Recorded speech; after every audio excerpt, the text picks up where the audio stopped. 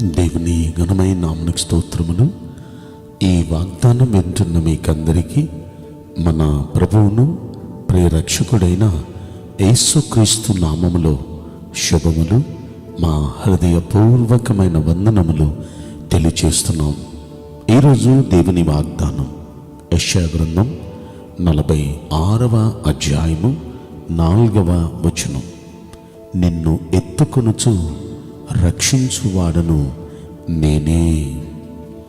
ఈ మంచి వాగ్దానం మన మంచి దేవుడు మనందరి వినికిడిలో నెరవేర్చునుగాక.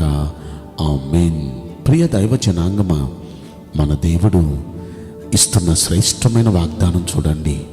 మనల్ని రక్షిస్తానంటున్నాడు. అది కూడా ఎలాగా? మనల్ని ఎత్తుకొనుచు మనల్ని రక్షించేవాడును ఆయనే అంటున్నారు ఆయన. ఇది అక్షరాల ఇజ్రాయేలీల జీవితంలో నెరవేరిందండి. ద్వితీయోపదేశకాండంలో 1వ అధ్యాయంలో మనం 31వ వచనంలో మనం చూస్తే అక్కడ ఆయన ఏమంటున్నారో చూడండి. ఐగుప్తులోను అరణ్యములోను మీ కొరకు చేసినట్లు మీ పక్షముగా యుద్ధము చేయును. మీరు ఈ చోటికి చేరు వరకు మీరు వచ్చిన మార్గం అంతటిలో మనుష్యుడు తన కుమారుణ్ణి ఎత్తుకొనున్నట్లు మీ దేవుడైన యెహోవా మిమ్మును ఎత్తుకొని వచ్చిన సంగతి మీరెరుగుదురు. అక్కడ దేవుడు ఏమంటున్నారో చూడండి. అరణ్యంలో 40 సంవత్సరాలు ఇజ్రాయేలీల్ని ఏ విధంగా నడిపించాడో అక్కడ చెప్తున్నాడు. ఎలాగంట? వారిని ఎత్తుకొని వారిని మోసాడంట. ఏ విధంగా? ఒక తండ్రి తన కుమారుణ్ణి ఏ విధంగా ఎత్తుకుంటూ మోస్తాడో ఆ విధంగా ఈ 40 సంవత్సరాలు నేను నిన్ను ఎత్తుకొని మోసాను, జ్ఞాపకం చేసుకోండి అంటున్నాడు. నిజంగా 40 సంవత్సరాలు వారిని ఎత్తుకునే నడిపించారా అని ఆ మాట మనం ఆలోచిస్తే వారిని నేల మీదే నడిచారు. వాళ్ళు పెద్ద పెద్దోళ్ళే వాళ్ళు. కానీ ఎత్తుకొని తండ్రి కుమారుని ఎత్తుకొని నడిచినట్లు అనే మాట అంటున్నారేంటి? జాగ్రత్త వినండి. 40 సంవత్సరాల యాత్రలో వాళ్ళు వేసుకున్న చెప్పులు అరగలేదంట, వారి కాళ్ళు వాయలేదంట. అంటే తండ్రి చేతుల్లో ఎత్తుకుంటే చెప్పులు ఎందుకు అరుగుతాయి? కాళ్ళు ఎందుకు వాస్తాయి? హ్యాపీగా రిలాక్స్డ్గా ఉంటాయి ఆ కాళ్ళు. ఆ చెప్పులు కూడా అరగవు. వాళ్ళ చెప్పులు అరగలేదు 40 సంవత్సరాలు, వాళ్ళ కాళ్ళు వాయలేదు. వా, ఎంత బాగుంది! అంత మాత్రమే కాదు, వారికి ఒంటికి చెమట కూడా పట్టలేదంట.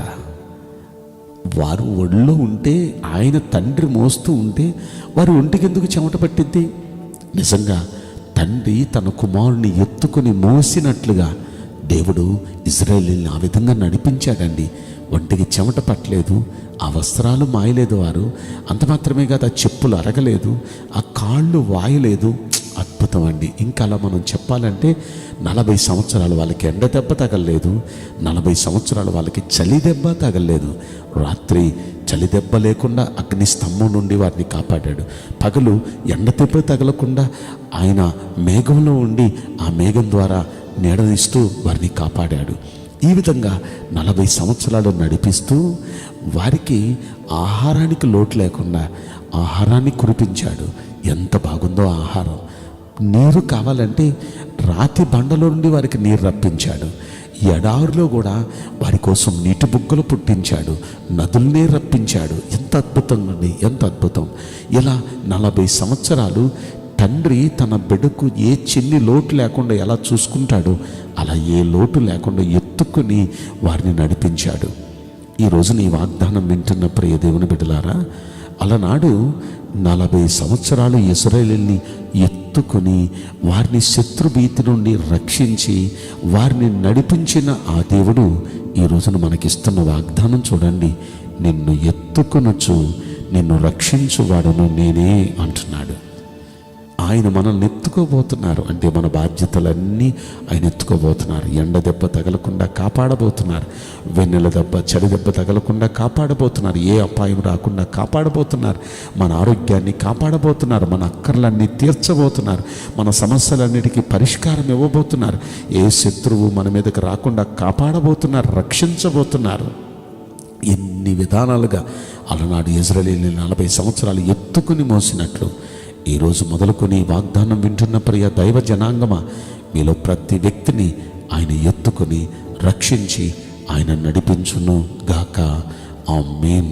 నేను మీకోసం ప్రార్థన చేయబోతున్నాను.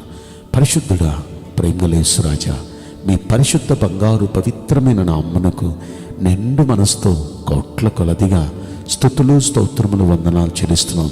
ఈ వాగ్దానం వింటున్న ప్రియుల జీవితంలో దయచేసి ఈ వాగ్దానం నెరవేర్చి కృప చూపించండి. ఎత్తుకొని మోస్తాను, రక్షిస్తాను అన్నాడు. నిజంగా మీ వాగ్దానం నీ బిడ్డలందరి జీవితాల్లో మీరు నెరవేర్చి మీరే కృప చూపించమని ఈ కొద్ది మనవులు నజరుడైన యేసుక్రీస్తు ప్రశస్తమైన నామములో మిక్కిలి వినయముతో ప్రార్థించి బ్రతిమలాడి వేడుకుంటున్నాం ప్రియ పరలోకపు తండ్రి. Amen. May God bless you all. Thank you.